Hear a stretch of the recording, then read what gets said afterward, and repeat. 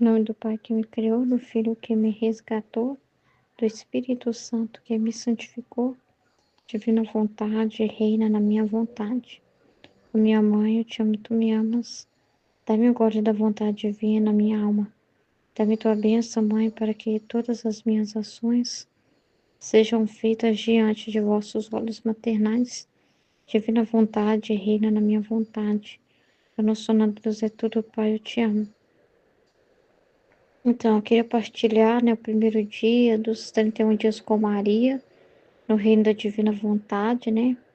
Partilhar algumas coisas que foi falada, até da parte que eu ouvi, né, do início ali do vídeo. Então, assim, a Nossa Senhora vem, né, como realmente uma mãe, e ela fala uma coisa tão importante, né? Ela fala que é o sonho dela, né, que tudo o que ela quer é ter uma outra filha, né, um outro filho, que possa viver da mesma vontade que ela viveu, que é da vontade divina, né? E ela fala que é o sonho dela, falou assim que vai ser para ela uma felicidade poder nos ter, nos ser nossa mãe. Ou seja, a gente vai estar honrando mesmo a maternidade, né? Honrando Nossa Senhora. E isso é a coisa mais linda, que é uma das coisas que eu fiquei assim encantada, é, de saber que o que mais honrava Nossa Senhora era isso, porque que assim, às vezes antes, né, a gente pensa assim que honrar Nossa Senhora é contemplar ela, compreender quem ela é, mas tipo assim, como alguém que está assistindo a beleza dela, o que Deus fez nela, e que louva ela, que vai nos santuários dela, que reza para ela, né? Que coroa ela, que tem aquele carinho com ela, que reza para ela. E que isso é o máximo do máximo do máximo, que é o que ela está querendo mesmo, que ela está querendo mesmo, que a gente olhe para ela assim, ela lá poderosa, linda, maravilhosa, e quer que a gente veja a grandeza, a beleza dela, e honre, e louve, e tal, né? E tudo. É, e penso assim, que essa é a melhor forma de correspondê-la, né? Ela até fala para nós, né, que fazer tudo o que ele vos disser, a vontade do meu filho, mas mesmo assim a gente pensa que é o básico do básico, né? E não entende, né? Assim, o que realmente faz ela se sentir mãe, entendeu? Aí não é as ladainhas que nós rezamos para ela, a quantidade de texto que nós rezamos, o tanto de santuário dela que a gente já conheceu, não é isso, né? Mas é que a gente viva o que ela vive, porque a vida dela, o que ela diz com a vida dela não é uma mensagem de olha só quem eu sou, né? Nem se atreva nem se atreva a se parecer comigo, que você não pode, nem se atreva. Olha só quem eu sou, olha só para você. E a gente só fica, ai meu Deus, que linda, que maravilhosa, encantada e paralisada olhando para ela, só isso, né? Mas não é isso, né? Ela quer que ter outros filhos assim, né? Da divina vontade, que ela possa compartilhar, não só você chamar ela de mãe, mas você viver como ela viveu, né? E ela vem e conta o segredo, filha, tudo que aconteceu comigo lá da minha concepção, concebida sem pecado, foi tudo desígnio da divina vontade, que se não fosse a vontade divina, eu teria tido a mesma sorte das criaturas. Então, assim, ela contando para nós que o segredo é a vontade de Deus, é que ela não viveu na vontade humana. E ela está dando a mesma chave para nós, né? E dizendo que nós também podemos viver o mesmo, que nós fomos feitos para viver o mesmo.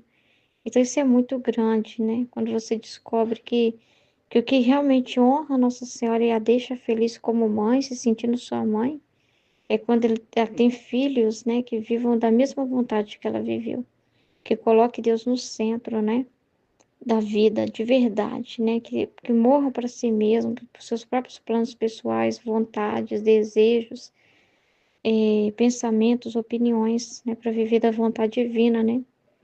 Aí foi comentado assim, né, que a pessoa pode questionar, né, para muitas pessoas, quando ouve a gente falar, elas podem não achar isso muito, o seu racionalismo, elas vão pensar, isso não é lógico, isso é um absurdo, não tem como a pessoa viver sem a sua vontade, a minha vontade é muito importante, né, Eu tenho o meu direito de fazer minhas escolhas, não tem nada de errado nisso. Por que que Deus é contra eu ter planos, eu sair com meus amigos, eu comer um churrasco, né, no final de semana, ir pro sítio, ir para não sei onde?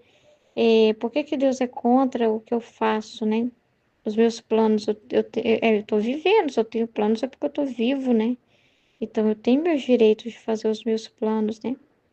E por que que Deus é contra isso, né? Então, assim, a pessoa já vê como uma coisa assim, como uma bola de chumbo nos pés, né?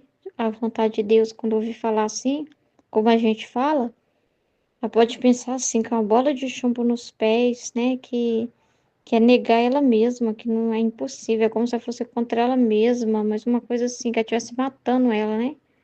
Entendeu? Que ela fosse virar sei lá o quê, né? E o que estava sendo explicado é que Deus não é contra as coisas boas que nós fazemos, assim. Ele não está dizendo que é pecado você estar lá, você ter amigos, né? Você fazer um plano e viajar, né? Ele não está dizendo que você lá na sua faculdade é pecado, que as coisas boas que você faz, de comer uma coisa gostosa é pecado, né? Mas o problema não é isso, o problema é que nós idolatramos, né? Nós colocamos essas coisas no centro. Esse que é o problema. Porque ele quer que nós façamos as coisas, mas assim, sem colocar as pessoas no centro e nós mesmos no centro, né? É, mas tendo ele no centro, né? Entendendo, fazendo por ele, quando ele próprio, né, nos dá aquilo. Mas quando assim é ele o centro, o espiritual, o que ele diz, as verdades, o que é eterno é muito mais importante do que essas coisas, porque a gente vai ver que essas coisas passam.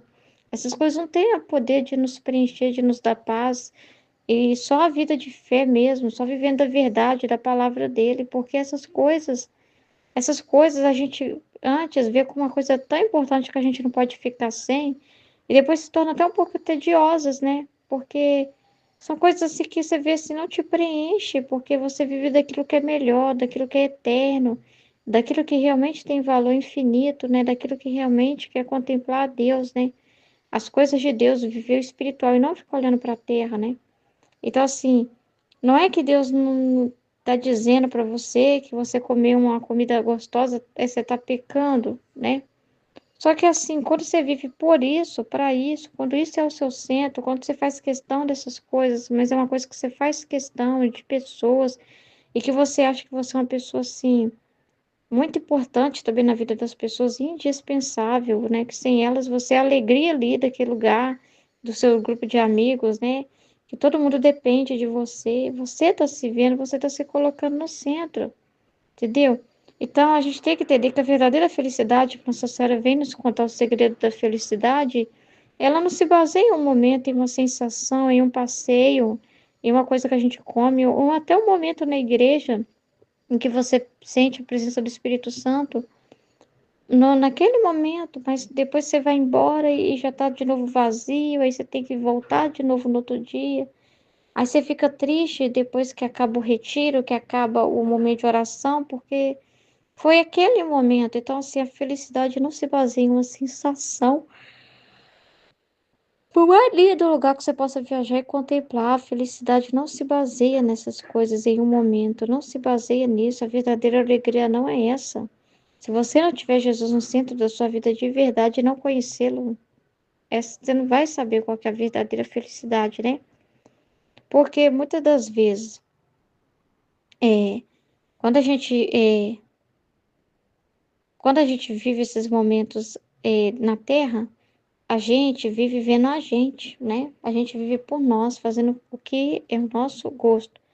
E quando a gente fala, mas eu sou uma pessoa boa, mas eu não estou fazendo nada de errado, não tem problema nenhum eu ter meus amigos. Ah, eu sou amigos da igreja, eu me encontro com eles, né? Não tem problema nenhum, né? O que eu proporciono na vida das pessoas, né? E tudo, mas aí que tá o problema, né? Você tá se inchando, você tá vendo você, porque essas pessoas vão falar, ai, como é bom ter você na minha vida, como você é especial, como você é maravilhoso, aí você vai começar, aí na sua cabeça já vai vir, eu sou maravilhosa para aquela pessoa, nossa, eu sou especial, para aquela pessoa, eu sou indispensável. E às vezes até na vida da igreja a gente faz isso, né? Eu sou muito importante, o padre falou que precisa de mim, que eu sou o braço direito dele. Nossa, eu sou muito importante para o padre. Aí eu sou muito importante para as pessoas que assim ficam me procurando, querendo conversar comigo, né? Eu sou muito importante ali no meu ministério e tudo. Então é você se inchando, entendeu? Achando que é você. Então lá no fundo você está se autoelogiando demais. Quando você sente assim que você é indispensável na vida de alguém. E a gente descobre uma coisa: a gente não é indispensável na vida de ninguém. Eu estava ouvindo a Valtorta, né? Aí Jesus foi curar uma mulher que não podia nem amamentar mais. Ela teve um problema lá com relação ao leite materno. Ela tinha filhos pequenos, né? Muitos filhos. E ela estava para morrer, estava acamada já. E a mãe dela, não sei se é mãe ou se é sogra dela, que estava dando conta de tudo, do trabalho de casa e do cuidado com as crianças, porque o marido dela parece que trabalhava em viagem, né? Tava fora trabalhando, né? Então, assim, ela estava nessa realidade. E ela falou: Jesus, a minha maior preocupação é que quem vai cuidar dos meus filhos? Porque olha a minha mãe, olha o estado da avó deles, ela não tem condição. Aí Jesus falou assim: dos passarinhos o pai se encarrega, né? Eu envio quem as ajudas. Vou mostrar assim para ela que mesmo que se ela morresse, que não foi o caso, mas se ela morresse, as crianças não iam ficar desamparadas. Deus mandaria outras pessoas para substituir e continuar o cuidado que ela não ia poder, né? Então, assim, então até na vida dos nossos filhos, nós não somos indispensáveis na vida de ninguém.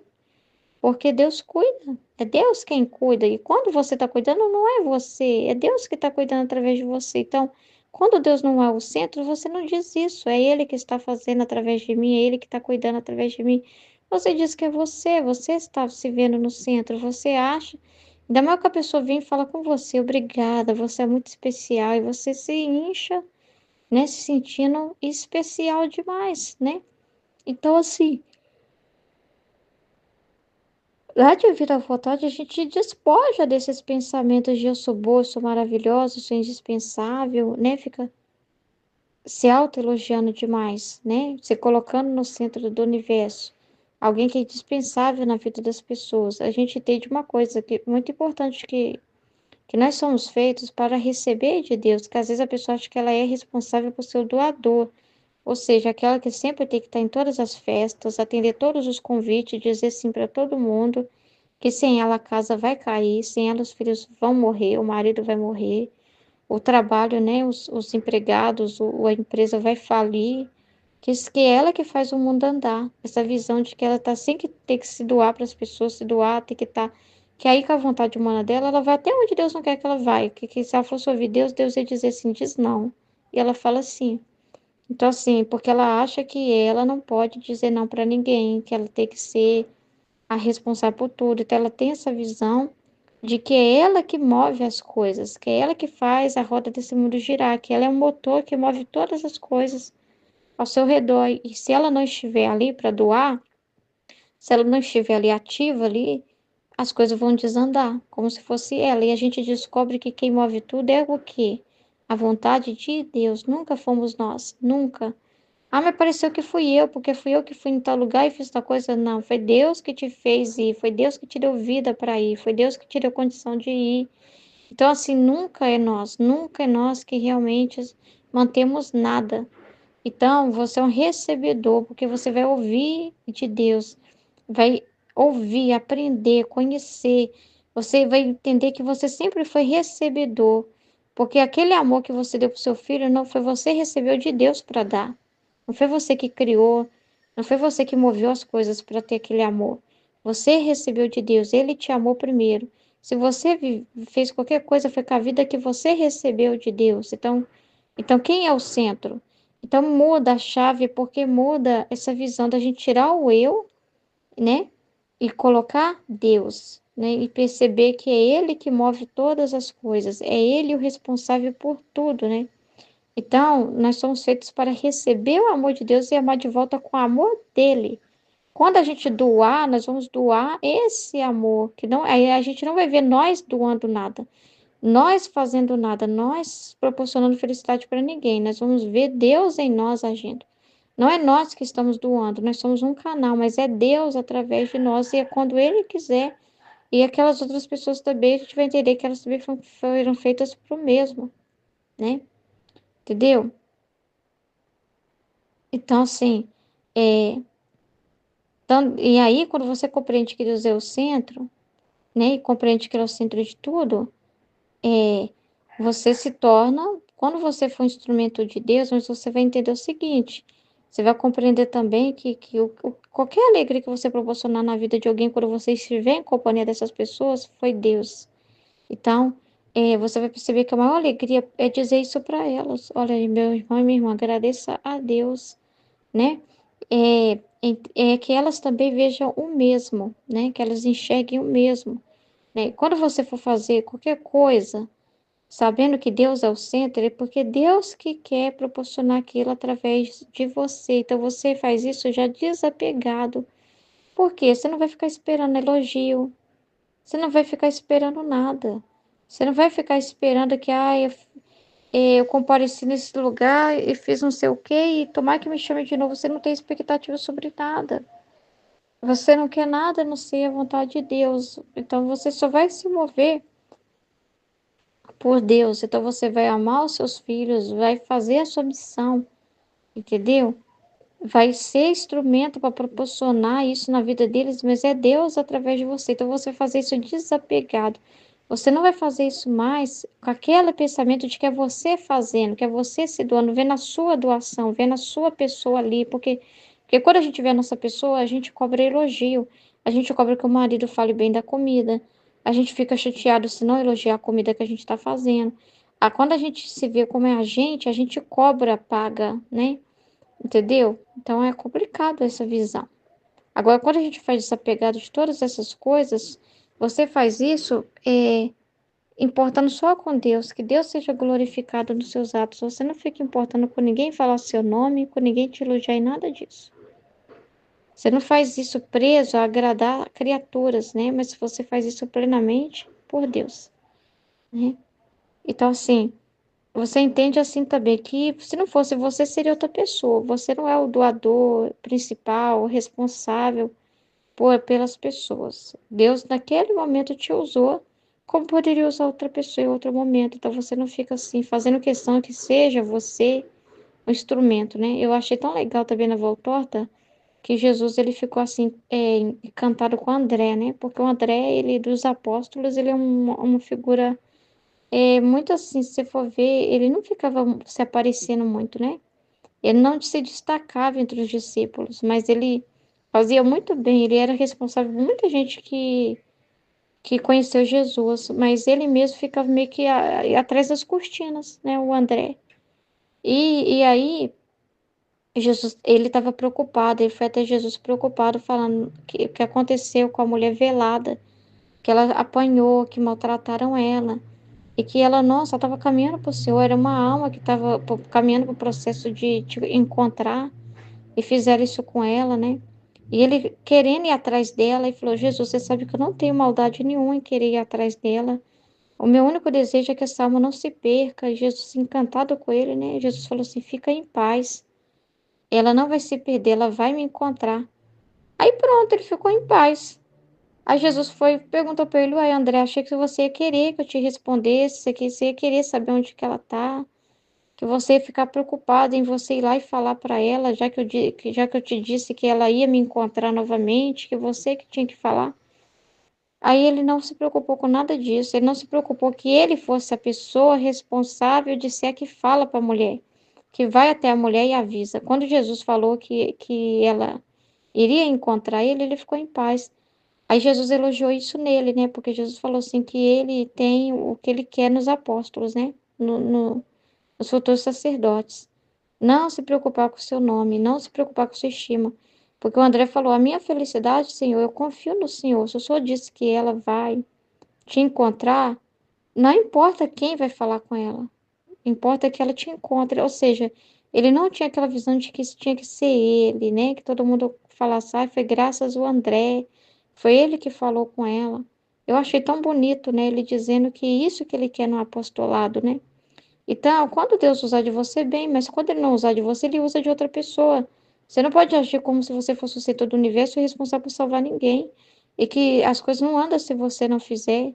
Ai, meu Deus do céu, eu tô andando de carro, aí um morador de rua bate no vidro e pede um dinheiro, mas eu não tenho dinheiro. Ai, meu Deus, esse homem vai morrer de fome. Porque eu era o responsável por dar naquele momento a comida para ele. Não, Deus manda outro. Ele manda outro. Então, assim, para a gente perceber o seguinte, entendeu? Que não quer dizer que tem que ser por nós, né? Que nós somos quem move tudo. Não, é quando Deus quiser te usar, como Ele quiser te usar, e Ele pode usar de outras pessoas também. Então, assim, você não fica com expectativas de nada. Você só quer agradar a Deus, né? Porque quando você se sente o responsável pelas pessoas, você não quer, você se vê como indispensável, então você quer estar em todas as festas, você quer agradar todo mundo, você não tem coragem de dizer não, né? E você sente assim que você tem que estar lá e às vezes até mascarar se você está com algum problema, que você tem que rir, sorrir para todo mundo, porque as pessoas estão contando com você. Isso é tão. Aí o que que Jesus tem que fazer? Te mandar desapontamento para você ver o seu nada. É isso que ele faz, mandando as coisas de desapontamento. Porque aí, quando vem uma doença, quando vem uma situação em que você não tem nada para oferecer, o que que acontece? Essas pessoas vão embora, porque você era a alegria da festa, mas era da festa. E quando acaba a festa? Aí você fica sozinho, aí você percebe que você não é mais útil, né? E isso pode te trazer uma grande frustração, porque você colocava o seu apoio nas pessoas, no que elas pensam de você, né? De você estar ali fazendo algo e quando você não é mais útil, as pessoas não lembram de você, elas vão olhar para outra pessoa. Assim é no seu trabalho, às vezes você se mata, tá se matando lá para impressionar o chefe. Depois vem uma doença, vem uma impossibilidade, uma incapacidade sua, vem alguém mais capacitado que você já não se mostra tão útil naquele lugar. E se você vive só para mostrar serviço, você vai se frustrar muito, né? Porque você quer ser indispensável. Então, assim, por isso que é o problema, quando a pessoa fica presa em seus próprios sonhos e planos, porque ela pensa assim, se eu não sonhar, Deus não vai sonhar por mim. Eu posso, e Deus pode esquecer e não sonhar muito bem para mim, eu vou sonhar melhor do que ele. Você tem a visão de que você é mais esperto que Deus, isso é uma soberba, uma visão de que você sabe o que é melhor para você, né? Uma visão de que você controlando, você preocupando com isso, as coisas não vão sair do controle se você ficar pondo os olhos naquilo, se você está vigiando. Isso é a coisa mais ridícula, porque você não pode fazer nada, você pode morrer agora. Você pode parar de respirar nesse instante. E a vida vai continuar acontecendo e a roleta desse mundo continua girando. Então, você não é o que você pensa que você é, e você precisa descobrir isso. E através dos 31 dias com Maria, a gente descobre isso. Então, a Nossa Senhora quer nos mostrar essa verdadeira felicidade que vem do Espírito, da vida com Deus, da união com Deus, né? E, e que você vai entender que tudo é passageiro e que as pessoas que ficam atrás de você, elas também estão errando o alvo. Elas estão tentando se preencher em você, elas têm que procurar é Deus, que você não pode dar nada para elas, né? Que é Deus que é o eterno, que Deus que é o que a fé é Deus, a esperança é Jesus, que Ele é tudo, que as pessoas têm que se apoiar nele, né? Então, você começa a viver a vida quando você sai do centro e faz as coisas unicamente por Deus, você começa a pensar mais na eternidade, né? Você sai dessa visão terrena de recompensa aqui na Terra, nesse apego ao material, né? As pessoas, né? E você começa a perceber que o que importa é a eternidade. É lá que importa, e não aqui na Terra, né? Quem busca ganhar aqui na Terra já está tendo a sua recompensa aqui, né? E ela já está ganhando aqui. Ela ganha aplausos, elogios, seguidores, né? Dinheiro, estima, é chamada para pregar num lugar, em outro, quer ser conhecida, elogiada. Então é aqui que ela está ganhando, né? Que ela não quer ser indispensável aqui, entendeu? mas porque ela quer ser o centro. E você vai ver que é a grande mancada, que é uma grande mancada isso, né? Uma grande mancada. Então, foi falado também sobre a vida divina, né? E essa vida divina é a vida que Jesus nos deu, porque Jesus nos deu a nova vida, né? Essa vida, nossa, é nova, porque Jesus nos deu a vida. Ele, como se morresse a nossa morte, ele nos desse uma nova vida. Porque quando Jesus ele foi encarnado no seio de Nossa Senhora, junto com ele, a Nossa Senhora concebeu cada um de nós, porque nós somos parte do corpo de Jesus. Ele é a cabeça e nós somos o seu corpo, cada um de nós. Então, ele concebeu cada um de nós junto com ele. Todos nós estávamos ali. Então, Nossa Senhora nos tem no seu ventre. Por isso que ela, e do mesmo modo que Jesus é esse filho perfeito, né? Porque ele foi 100% homem, 100% Deus, e 100% homem puro, perfeito, santo, obediente, na divina vontade, né? Então, ela quer nos formar para ser outros Cristo também, e não tem alegria maior para ela do que outro Jesus que nasceu dela, né? Outros Jesus que foram formados por ela, né? Eu sempre vejo os 31 dias com Maria como é o processo inicial de uma gestação, né? O processo inicial do nascimento do reino mesmo, né? Eu vejo como que voltar mesmo para ela, porque é como se você fosse para os braços dela e fosse ser amamentado por ela, né? Aquele processo mesmo de ser um bebezinho, né? E voltar ao seu estado, né? Voltar à sua origem, deixar se ser formado novamente. Reconhecer que você se deformou com a sua vontade humana, então você vai ser um vaso reformado, nascer de novo, mas do Espírito, como Jesus falou para Nicodemos. Nascer de novo do Espírito, que é tomar posse desses conhecimentos, né? Que é tomar consciência de tudo isso. E é uma nova vida verdadeira, é tomar. Porque aí você realmente vai tomar posse da nova vida que Jesus te deu na redenção. Você vai entender o valor da redenção, vai tomar posse do que é a redenção de verdade. Então, todos nós fomos concebidos nele, né? Fomos colocados em Jesus também. Toda a nossa vida ali. E, então, é para a gente tomar dele, aprender dele, receber dele, né? E aí foi falado uma coisa muito forte, que quando Jesus sofreu a paixão, a flagelação, né? Que quando ele estava sofrendo flagelação, aqueles instrumentos que eles bateram nele, arrancavam a carne dele, né? Rasgava a pele dele. E isso simbolizava, quando ele estava sendo rasgado, não só simbolizava, mas era realidade. Isso também mostra, infelizmente, né, a representação dos condenados. Aqueles que não querem fazer parte desse corpo místico de Cristo. Aqueles que dizem não para Deus, mesmo tendo a oportunidade, mesmo lá no juízo particular deles, eles não aceitam a misericórdia de Deus, não aceitam a salvação. Como Judas desistem, né? Como Judas não aceitam. Dizem, sai para lá, sai, eu não quero ver esse sangue, eu não quero esse sangue, eu não quero ter parte com isso. Então, é assustador, assustador. Então, como é para essas pessoas, como elas agem? Essas pessoas não gostam de nada que vem de Deus. Elas acham chato Deus, elas acham que tudo que Deus propõe é ruim. Elas acham absurdo ter lei, né? Não matará, não roubar, não fazer luxúria, não fazer isso, não adulterar. Elas acham as leis um absurdo, porque elas querem a felicidade na terra, elas querem viver do jeito que elas gostam, com suas vontades humanas diabólicas, fazendo o que gostam. Então elas acham absurdo, porque elas falam: meu corpo foi feito para ter prazer mesmo, então eu tenho que me dar prazer. Então, assim, elas querem tudo que o mundo pode oferecer. Então, elas acham as leis uma invenção ridícula, né? Elas acham absurdo que isso é contra a felicidade delas, que é contra a vida delas, que é um absurdo isso, que isso não pode viver sem isso, né? Porque elas querem ter vontade própria para fazer o que dá prazer para elas, né? Então, assim, então é terrível. E ao mesmo tempo, elas, como se elas buscassem uma transcendência, mas sem Deus, né? Elas buscassem algo eterno, mas elas não buscam em Deus, né? Elas buscam no demônio. Isso é muito triste. Porque a gente sabe que o demônio imita Deus, né? Então ele também quer ser adorado, ele também quer prometer vida eterna para a pessoa. Ele faz uma propaganda enganosa para essas pessoas, né?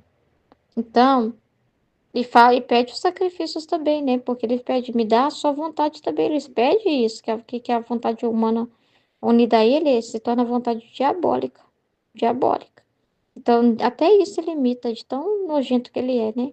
Então, essas pessoas acabam ouvindo o demônio, porque o demônio vai oferecer o que elas gostam. O demônio não vai falar, mata a sua carne. Ao contrário, vai falar assim: se você tem esse hormônio aí, é para isso mesmo, para se dar prazer, senão você não teria. Você tem esse seu órgão reprodutor, é para se dar prazer do jeito que você quiser, né? Então, o seu corpo, suas regras, faça o que você quiser, né? Seja feliz, seja você mesmo. Não, a sua opinião é muito maravilhosa, né? Então, assim, não se mate, né? Não se dê fim, né? Diga sim para você, queira fazer sua vontade mesmo. Faça tudo que você tem vontade, tudo que você quiser ser, você pode ser. Então, ele oferece essas vantagens na terra para a pessoa, né? Ele oferece, né? Porque é onde ele trabalha, né? É na carne e no mundo, né? Então, ele vai dizer o quê? Não mate a sua carne, ao contrário, alimente sua carne. E busque o mundo, busque o dinheiro, busque tudo que você quiser, entendeu? E elas acabam ouvindo o demônio, então, né? E aceita, né? Tudo que ele promete para elas e fazem todo tipo de mal, porque também pede paga, né? Porque quer ser adorado, né? Então essas pessoas se submetem às coisas mais obscuras, né? Para ter poder, né? Não importa se eu vou matar alguém, se eu vou fazer sacrifício humano, se eu vou ser um satanista, não importa se eu vou fazer rituais, não importa se eu vou me envolver com magia negra, não importa se eu vou me envolver com todo esse tipo de ocultismo.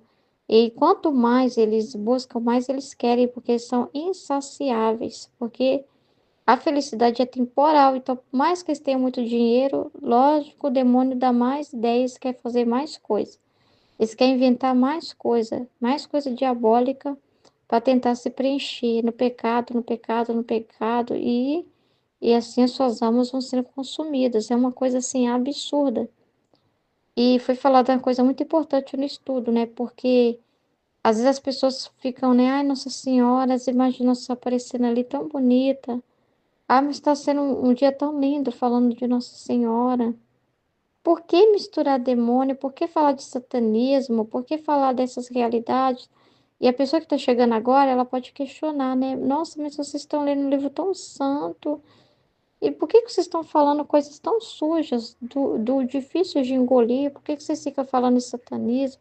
Por que vocês ficam trazendo exemplos tão fortes? A gente sabe que isso acontece, mas não precisa comentar, não. Não quero nem ver, não quero nem ouvir. É muito ruim, né? Tal, então a pessoa pode ter uma visão assim, né? Porque ela não está acostumada com isso. Ela fala, não, na igreja o padre só fala em cima do evangelho. Ele não dá exemplos tão grotescos.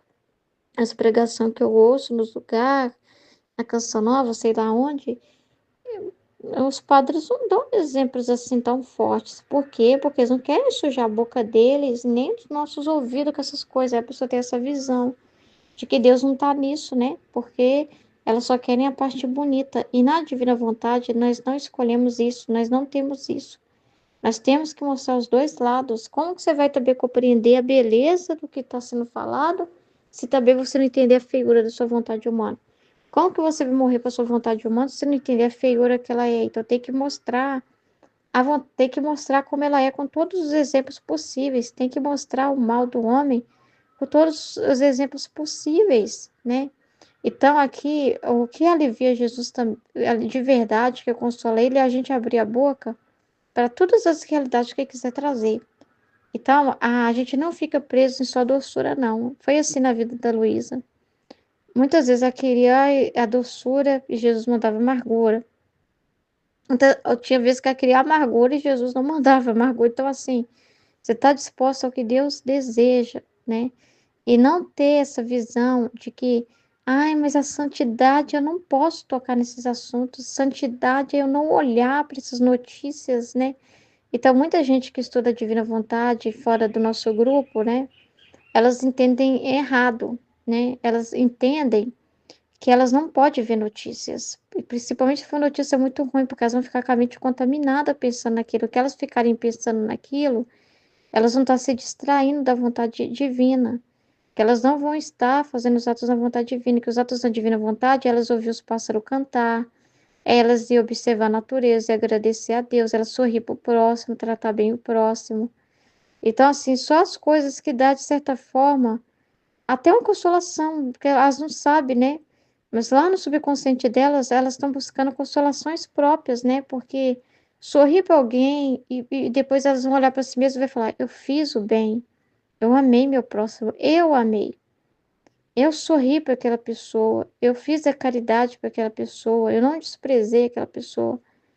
Agora, se elas olhar para si mesmas e ver, nossa, eu vi aquela notícia feia, ai, fiz um ato da vontade humana, é isso que elas pensam. Elas estão se vendo o tempo todo, né? É muito triste.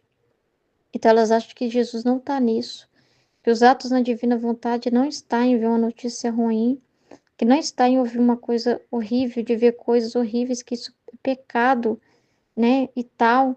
E na vontade de Deus, quando você é despojado de si mesmo, nada, não tem pressão de nada disso. Ele é totalmente aberto para aquilo que Deus quer mostrar para ele.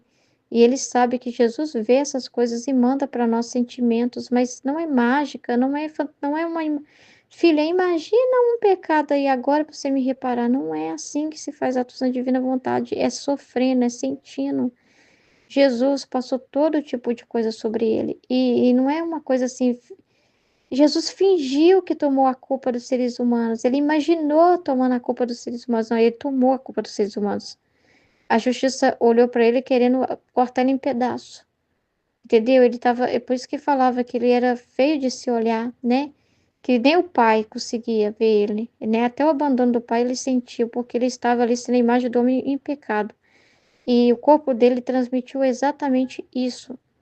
Jesus passou por todo tipo de pensamento humano, Jesus falou com todo tipo de gente, e não é só falar, ai, não conta nada do que está acontecendo, não. Não, não, não, não, não, não, não, não, não. Vem cá, só me dá um abraço, vem, segue-me, esquece sua vida. Não, não era assim, não. Não era assim, não. Ele mesmo a falava, fala. Ai, Jesus, mas eu tô com vergonha de te contar o que eu fiz. Fala. E eles contavam detalhe por detalhe o que eles fizeram, mesmo ele já sabendo, né? Então, assim, ele ouvia a miséria, Nossa Senhora também, as pessoas que até ela, já foi uma mulher até ela contar cada coisa, contou a vida toda dela para Nossa Senhora, e uma pior que a outra. Então, Jesus, desde o ventre materno, estava sofrendo, vendo todo tipo de pecado. E Nossa Senhora sofrendo e chorando todos os dias, tinha sofrimento, por causa do pecado dos seres humanos. Então, não é porque eles não viravam para Deus e falavam, ai, mas a Nossa Senhora não virava para Deus e ela não tinha uma vontade humana para ficar. Isso eu quero, isso eu não quero, né? Ah, eu só quero ver coisas boas, eu sou pura, eu sou santa, só os passarinhos aqui cantando para mim, não tinha isso, não. Eles passavam por isso. E eles se mancharam por causa disso? Não. Então, você não tem essa visão sobre si mesmo, de santidade própria e pessoal. Ah, eu vou me manchar, eu vou ficar feia vendo essas coisas, de querer parecer bonita aos seus próprios olhos, né? De você querer ter uma imagem de si mesmo, você desapega de si mesmo, você é um nada. Não importa você, só importa Deus, só importa que ele seja amado e consolado. E como ele é reparado? Então, ele não é reparado só numa teoria. Não adianta só eu pegar o relógio da paixão, as 24 horas da paixão, e achar que a reparação é eu, porque eu posso pegar mesmo algo tão forte que é as horas da paixão, mas Ruth, as horas da paixão só fala coisa ruim. Jesus com sangue na cabeça, Jesus com sangue nos pés, nas mãos. O que os carrascos fizeram com ele não era uma cena boa de se ver, mas eu posso também ficar no espiritual da coisa, na beleza daquilo. Porque a Luísa fala lá, deixa eu arrumar seus cabelos, Jesus. Aí você se vê linda. Eu estou consolando Jesus, arrumando os cabelos dele aqui. Deixa Jesus eu te dar um abraço, um beijo e chorando aqui para você. Mas você se vê assim, como eu amo Jesus, eu tô aqui contemplando ele. Você fica no espiritual só da coisa, na sua mente, imaginando você fazendo isso por Jesus. E o fazer isso por Jesus é quando você vai lá e vê a notícia feia, horrível. Porque aí você vai entender os espinhos de Jesus, você vai estar tirando os espinhos de Jesus e você vai conversar com ele sobre aquela notícia e vai reparar de verdade. E como que é essa reparação, né? Como que foi falado, né? Então, às vezes a reparação é olhar mesmo, é ter conhecimento, é ter consciência do que está acontecendo ao vivo e a cores, real, né?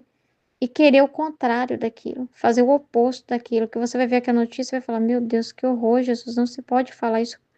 Nossa, que pensamento ridículo que essa pessoa está tendo. Você vai ter as atitudes verdadeiras, reparatórias, mas você vai ver, você vai prestar atenção, entendeu? É Jesus que está te compartilhando aquilo ali. Então você não vai ter escrúpulos de isso eu posso saber, isso eu não posso ver. Aquelas coisas assim, sabe, de olhar sobre si mesmo. Então a reparação, o reparar Jesus em sua paixão é você realmente ver essa paixão. E Deus manda através de várias coisas, várias realidades.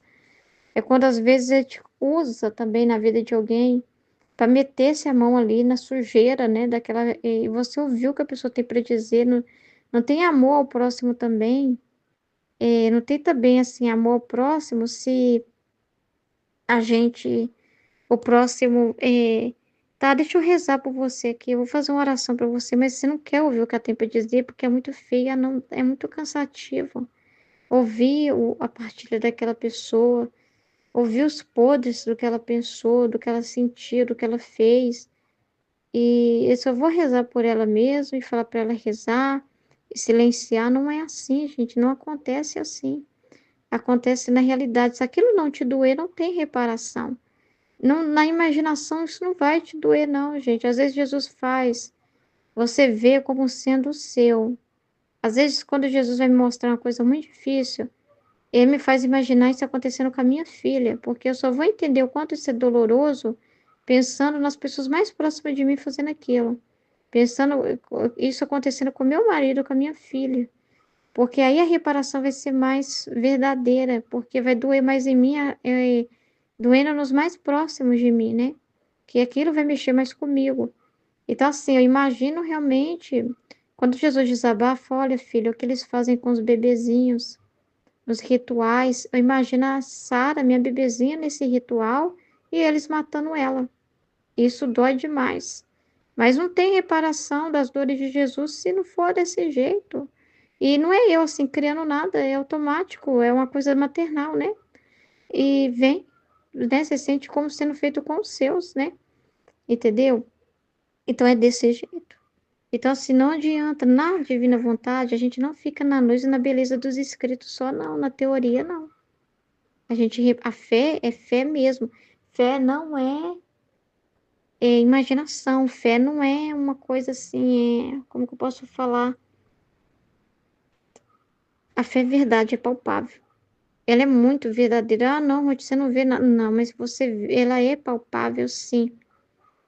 Porque pelo intelecto, pelo entendimento verdadeiro das coisas. Então, não é fantasiosa, é consciência. A fé se desenvolve numa consciência verdadeira, tá? Então, é muito importante essas coisas, né? Então, a gente não está para viver para nós, é como a vida de Jesus, de Nossa Senhora de Luísa, a nossa também. Né? E a gente repara a Deus por todo tipo de pecado, mas como que a gente vai reparar se a gente não sabe o que como está fazendo? Como que a gente depois vai ler o livro do céu e que Jesus está aflito, se você não sabe por que está aflito? Ele diz que está cometendo muito pecado, mas você não sabe se situar, não sabe que pecado que é que está falando. Então, é muito sério. Então, a gente não tem essas coisas. É muito perigoso ficar só na teoria das coisas, né? É muito perigoso. Por isso que aqui no grupo a gente estuda. Todos precisam estudar e partilhar. E todo mundo entender cada um por si, né? Todo mundo tem que fazer a experiência de tocar no livro do céu, de ler, de partilhar, de procurar entender o sentido também na sua vida, de não ficar só dependendo de uma pessoa. Não, aqui não tem nada de, fulano de tal influência, eu sigo aquela pessoa. Não, ele quer que todos nós façamos a experiência com ele e entendamos aquilo, né? Então é muito triste, né? Quando as pessoas deixam se levar por influência de alguém famoso, né? Às vezes até falando da divina vontade, mas fala sem vida prática, né? Fica só na teoria, não sabe explicar com simplicidade, né? Aí distorce as coisas, a pessoa ouve aquilo que foi dito, distorcido, e já não acredita mais também no que nós estamos falando aqui, estudando aqui. Aí a pessoa vem contra a gente, né? Não, fulano de tal disse isso, isso, isso, isso, vocês falaram errado. Mas por quê? Porque a pessoa não fez a sua experiência pessoal com as próprias verdades. Porque se ela lê, ela não vai ousar dizer que está sendo dito nada de mentira nos estudos de nada, porque ela vai ela mesma ver no livro do céu que é real. Ela vai achar as confirmações por ela mesma, se ela tiver boa vontade. Só que às vezes as pessoas têm preguiça e as pessoas ficam idolatrando criaturas, elas viram seguidor de criatura, né? É complicado, porque a própria pessoa, a forma com que ela desenvolve, ela possibilita para isso, né? Porque só ela pode falar, só ela pode dar palestra e viajar. E aí, quando vai ela fazer os seus retiros, é só ele que fala.